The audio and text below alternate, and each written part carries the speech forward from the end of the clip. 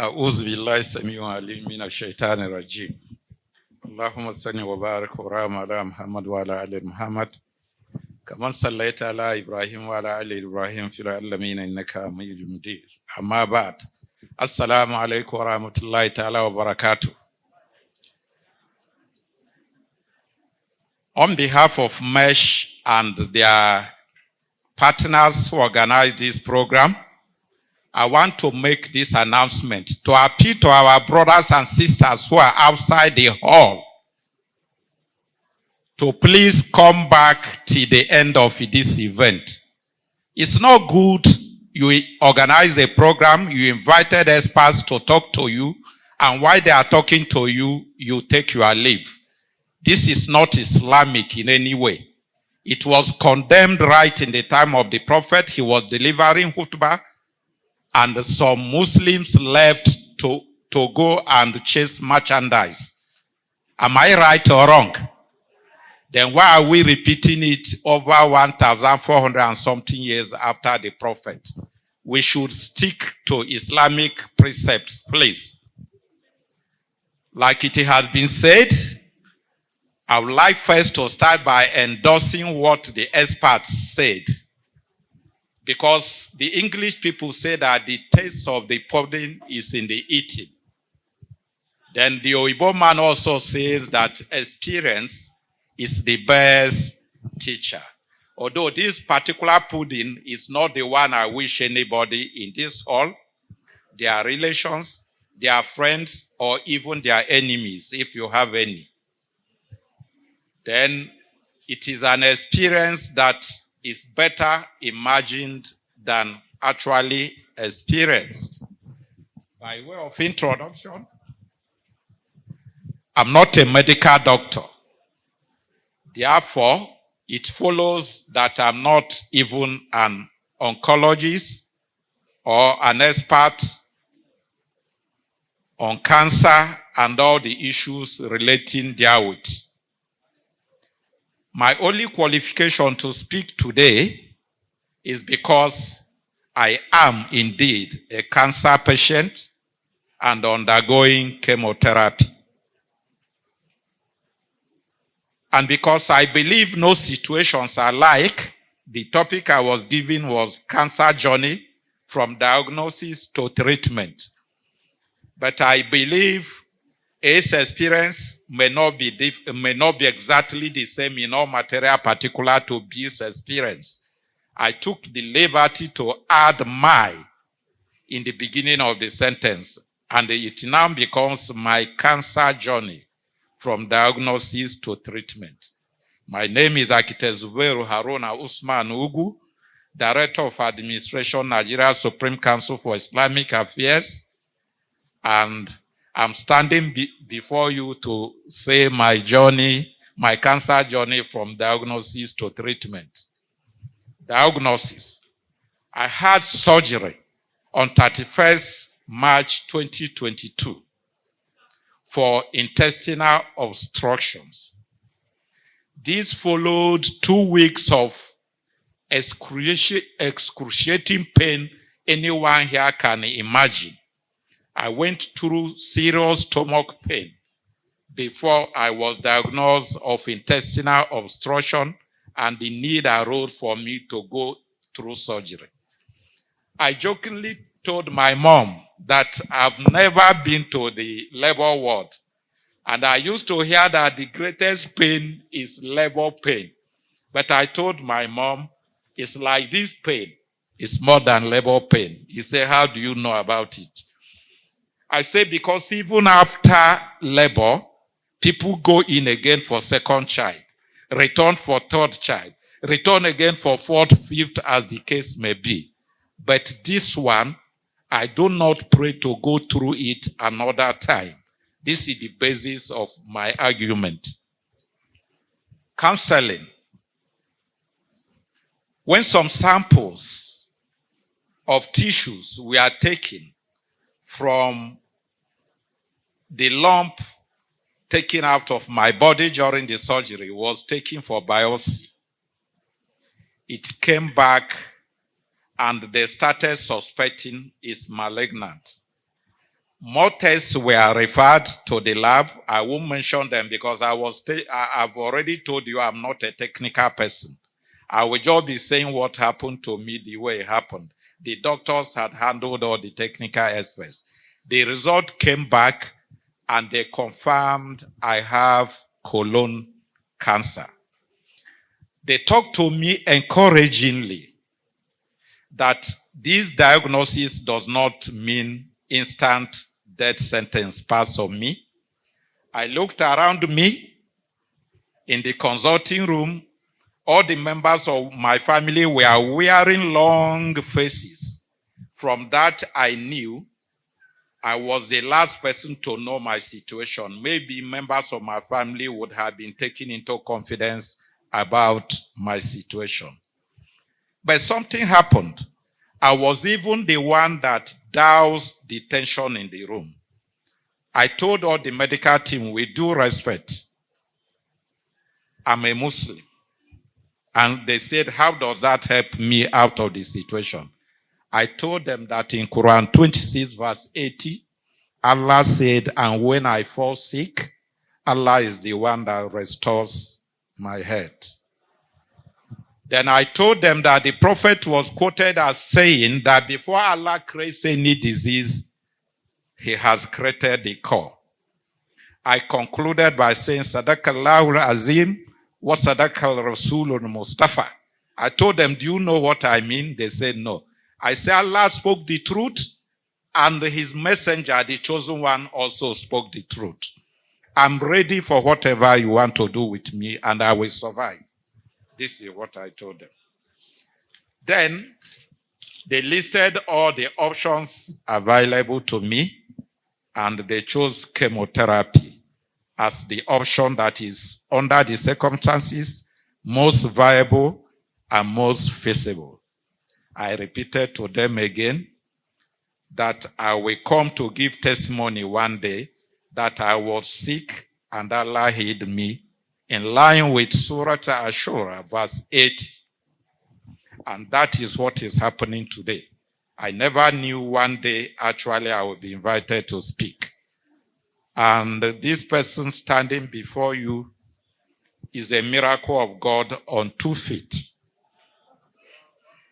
Because from the day I entered the hospital, I was weighing 77 kilograms.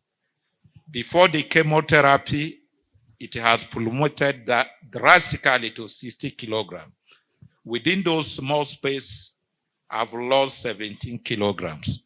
So some of my friends and colleagues in the office were prevented from seeing me, not because of myself. I felt concerned for them because at that point, I was already a walking skeleton, or call me a ghost, you are not far from it. I was worried after seeing me, they will be disconcerted. They will be denied sleep for some time each time they remember me. That was why you are now knowing why when you came to my house, you were lied to that I'm sleeping or I've gone to hospital. This is just the reason. I was also considering you the way you were considering me. Treatment, initial hiccups. I had declared my readiness to start treatment, but suddenly there was infection. Infection of the highest order. Everything about cancer comes in the highest order. They started with anti-infections, biotics, nothing happened. When we go back for tests, we found out that it has multiplied. They went on to another alternative, the same, until they applied the highest one. I was asking them, why did we wait these 8 weeks before we got it under control? They said that they couldn't have gone to the highest antibiotics ever on the surface of the earth, that it is their procedure to be going the way they did. But at length, from diagnosis to first chemo session, it took 9 weeks. Then chemotherapy session started first week of June. Oh my. There are a lot of effects of chemotherapy treatment. I will just list them. One is fatigue. You are so tired, you feel you have zero energy. And actually, it was true. This, my phone, I could not hold it because the weight was too much for my body. I couldn't hold this phone. It weighs less than a kilogram. And somebody who was weighing 77 kilograms could not lift it from the table. Secondly, when I'm talking, you will bring your ear to my mouth and you wouldn't hear my talk. The level of energy in me could not activate my vocal cavity so that you hear the sound coming from my mouth. It was now resolved I should not make call or answer calls. For the next 4 months, that was what happened. And then that's when people thought I traveled out of the country. But it is far from the truth. Nausea. I was always having this feeling that I'm sick. I could also vomit from time to time. But the good thing is that whatever comes, the medical team will keep it in check. They are really, really very hardworking. Then this nausea, when they gave me medicine for nausea, it raised its own problem again, like indigestion, constipation, severe headache, and I had problems with sleeping. Then there were changes in my skin and color. I would have patchy and dry, coarse skins. My hands turned black. The soles of my feet turned also black. My nails were discolored. I had itchy and sore skins here and there.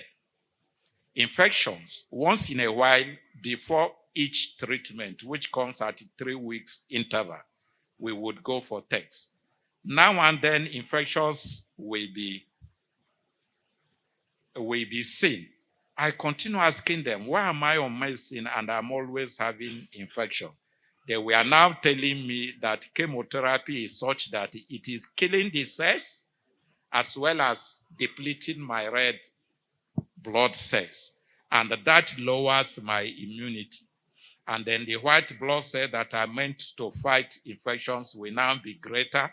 All these were technical jargon they were telling me. And I continued being faithful to them, believing them. And Allah was leading us from one stage to the other. Sore mouth. At times I will feel pains in my mouth. When I'm brushing, it is as though my teeth are going to pull off. And then we overcame that. My mouth will be dry when I wake up in the night, as if I don't have single drop of saliva in my mouth. I will take water. Loss of taste. This one was more problematic than any other, because they continue telling me for the medicine to work, I should eat very well, drink a lot of water, take a lot of fruits. But do you know what happened? I lost taste. If I'm eating rice, it's no different from if it is gari that is in my mouth, no different from semovita, not any food that enters my mouth, there is no differentiation. If I'm taking fruit, mango is not different from guava, guava is not different from this. My sense of taste is now my eyes, which is meant for sight, not for taste. That with my eyes, I know this is the food I'm eating. But every other thing turns like ashes in my mouth. God took care of that at a stage. Loss of appetite. With all this kind of thing, food is not your best friend. Yet that is what you are encouraged to eat so that the medicine will work for you. When my wife brings food into the room, my countenance will just change. They will be begging me that we will not give you much. How many spoons? I say, give me 3. 3 spoons of rice, imagine. He will say, no, 3 is too much. I will give you 2. When I finish it, he say, you even said the 3 before. So let me complete the 3. In the process, we add 2 more, and so on and so forth. This drama was going on, And then God answered prayers. Then there is jaw knock. You open your mouth to eat, to talk. You cannot talk. You cannot close it. And you are undergoing the kind of undescribable pain in your jaw bones. You want to put food in your mouth, you open it, you can no longer close it to chew the food. All these things were happening. Sleeping problems. You find it hard to sleep, and when you sleep, you wake up, you cannot sleep again. At times, you have diarrhea. At times, you do not have it. Emotional issues. This one was rare. You are so frustrated, you are so stressed that you are ready to bounce on anybody for any small slight, unless you are enveloped by the grace of Allah. At the end of it, I made mental jotting some takeaways from all these experiences. That indeed cancer is a deadly disease. But that does not mean that it's a death sentence. It requires long treatment, unlike malaria, headache, and other ailments which get treated within a short space of time. Like I said again, it's not death sentence, but survival is a function of early detection, right treatment by experts. We didn't go to Babalawo. We didn't go to any Dibia according to Igbos. We just went to the right place, and that is why perhaps I'm still here talking to you. It's an ailment which treatment is very costly and expensive. It needs to be tackled through public-private partnership. There are no two ways about it. Only few people could cope with the financial demands of this. When Oga was talking of 40,000, 20,000, 30, I was just laughing. It is in millions. That is just the truth. Cancer tasks the patients and mettle of all involved. The doctors, the nurses, all caregivers in the hospital, and the family members. They need to show the patients love. The patients also have to be very patient and follow whatever the doctors show them. It is not anybody getting angry and so on and so forth. Like one day when they took my BP, all my life I've never had BP beyond 120, even at my age of 63. That day it went to 140. The nurse shouted, "We are not moving anywhere." I say, "My daughter, come. We are moving somewhere. I'm still alive." Until you clinically say I'm dead, that's when the road has closed. Then another doctor cheated her, and then we kept going. Cancer in Nigeria had dedicated, deeply knowledgeable, skilled medical experts on cancer. I think they are called oncologists, as we have learned, with the right attitude to give in their best, even in the most tasking environment. I found it out here.